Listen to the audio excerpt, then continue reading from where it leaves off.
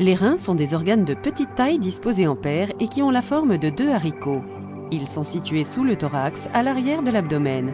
Bien que nous naissions généralement avec 2 reins, notre organisme est capable de fonctionner normalement avec un seul d'entre eux. Les fonctions du rein sont la régulation du liquide contenu dans le corps, la régulation de la pression artérielle, la production de globules rouges et la filtration des déchets de l'organisme. Chaque rein se compose de près d'1 million d'unités filtrantes appelées néphrons. Chaque néphron contient un amas de petits vaisseaux sanguins appelés glomérules.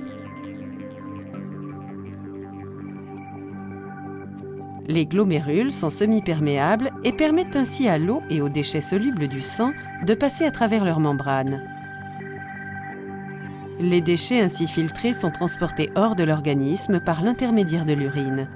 Le diabète est un trouble dû à un taux de glycémie ou glucose sanguin élevé qui peut endommager la membrane des artères et entraîner une hausse de la tension artérielle.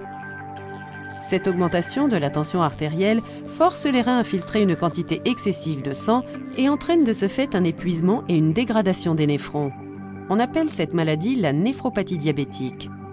Lorsque les filtres glomérulaires des néphrons cessent de fonctionner normalement, les déchets commencent à s'accumuler dans l'organisme, tandis que des protéines sanguines très importantes pour son fonctionnement sont perdues. Les symptômes de cette maladie ne sont visibles que lorsque 80% des reins ont été endommagés. Lorsqu'ils apparaissent, ces symptômes incluent souvent œdème, fatigue, perte de l'appétit, hypertension, miction fréquente et soif intense.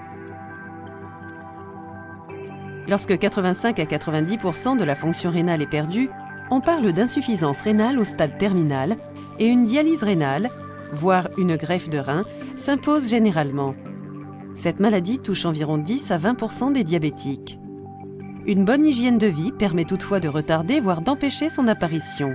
Il est donc important de contrôler sa glycémie à intervalles très réguliers, de rester physiquement actif, de maintenir une tension artérielle à un taux acceptable et de contrôler son poids.